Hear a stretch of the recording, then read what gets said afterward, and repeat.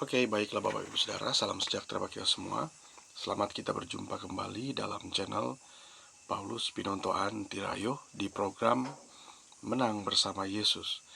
Saat ini saya akan menemani Bapak Ibu Saudara dalam beberapa waktu ke depan. Namun sebelum Bapak Ibu Saudara nonton video ini, jangan lupa tekan tombol subscribe, komen, like sebanyak-banyaknya, dan jangan dilewati video ini atau jangan di skip video ini. Tonton terus sampai akhir agar supaya Bapak Ibu Saudara mendapatkan notifikasi khotbah-khotbah atau renungan-renungan dari saya. Dan terima kasih kepada Bapak Ibu Saudara yang sudah subscribe channel ini.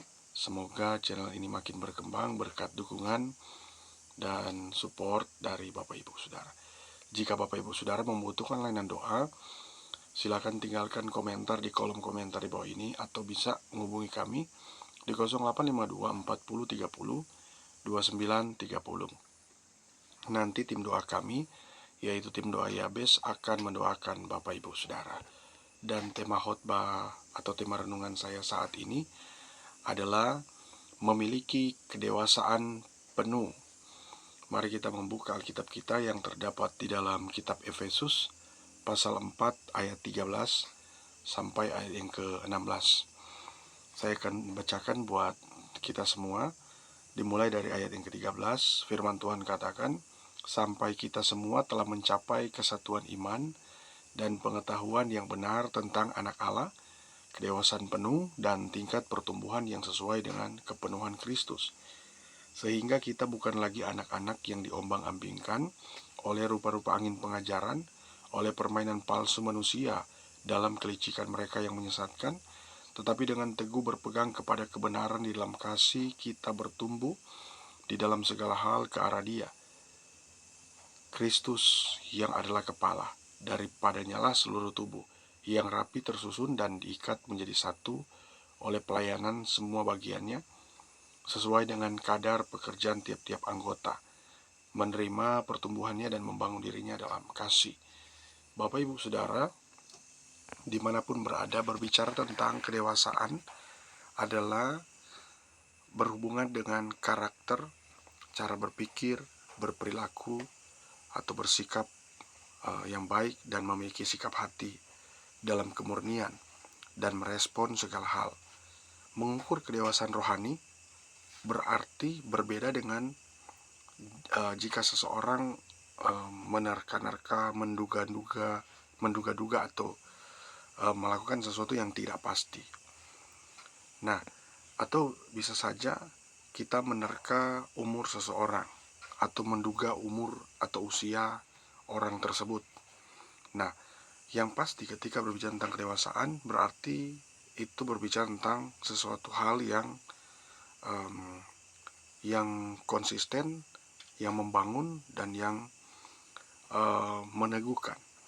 Dengan pengenalan kita ya semakin dalam dengan pribadi Tuhan, maka semakin kita mengerti dan kita semakin menjadi dewasa rohani, sehingga tidak akan mudah untuk digoncangkan dengan ajaran-ajaran manusia yang menyesatkan. Karena dengan mendengar ajaran yang tidak sehat berarti kita sedang terpengaruh jika kita tidak memiliki kedewasaan iman di dalam Dia.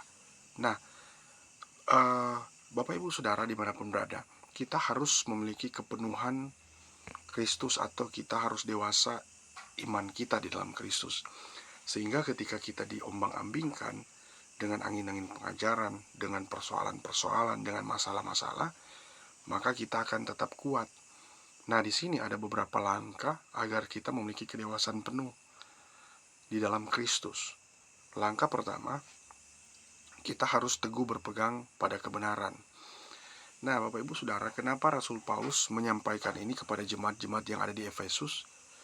Agar supaya mereka tidak dapat digoncangkan atau tidak dapat diombang-ambingkan oleh angin-angin pengajaran.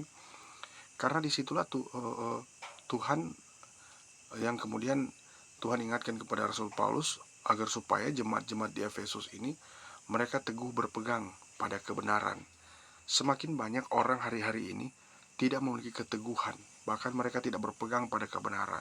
Mereka gampang sekali diombang-ambingkan oleh apapun, sehingga ketika ada ketika ada pengajaran baru, maka mereka tidak mengkaji, tidak meneliti, tidak melihat secara baik-baik, atau tidak mencermati, maka mereka terbuai, dihanyutkan dengan angin-angin pengajaran.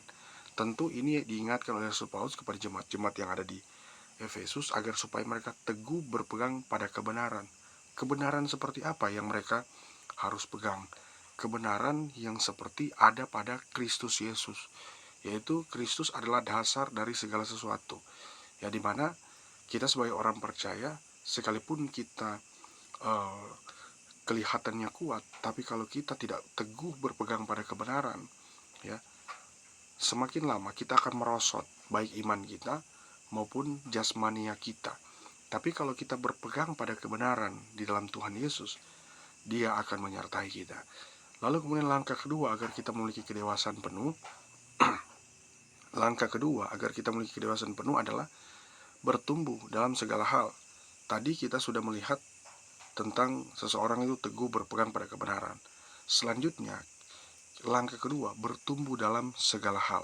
Karena firman Tuhan mengingatkan kita melalui firman Tuhan yang kita baca, ya, bahwa kita harus bertumbuh dalam segala hal.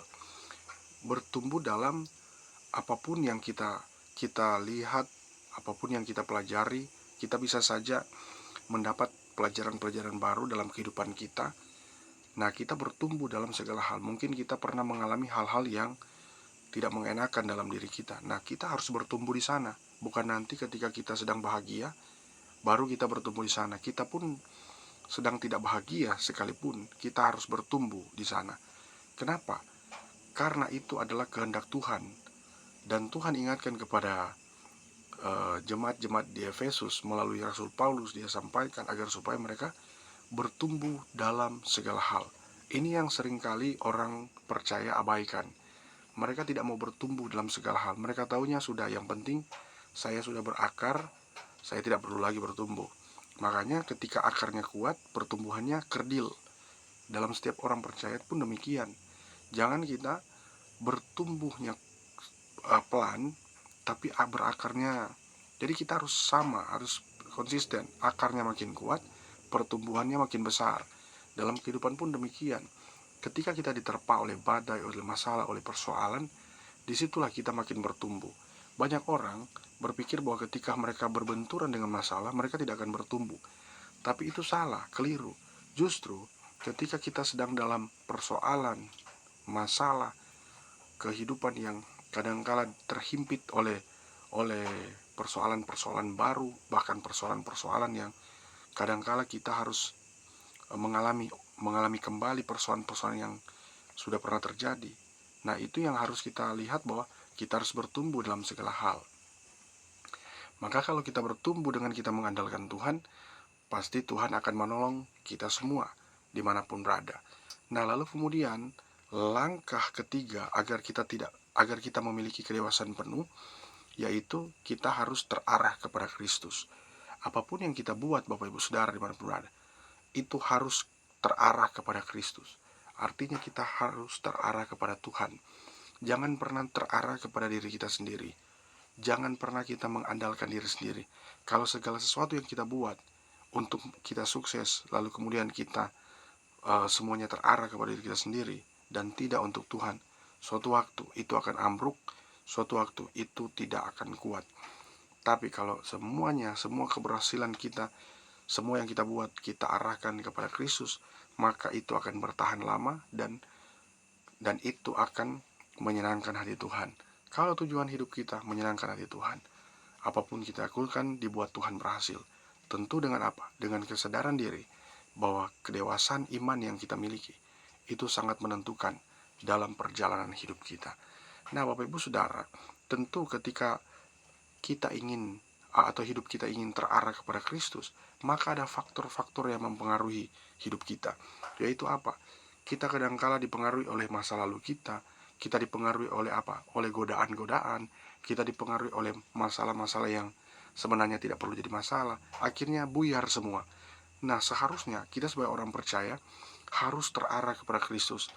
Karena Kristus sudah memberikan kita kemenangan, memberikan kita kemerdekaan, memampukan kita, memulihkan kita, maka kita harus pastikan diri kita bahwa kita memiliki kedewasaan penuh di dalam Dia, sehingga kita makin hari makin menikmati berkat kasih setia Tuhan. Maka marilah Bapak Ibu Saudara, kita tetap percaya kepada Tuhan dengan sungguh-sungguh lagi, maka Dia akan memberkati kita. Semoga video ini dapat bermanfaat bagi kita semua, dan Tuhan Yesus memberkati.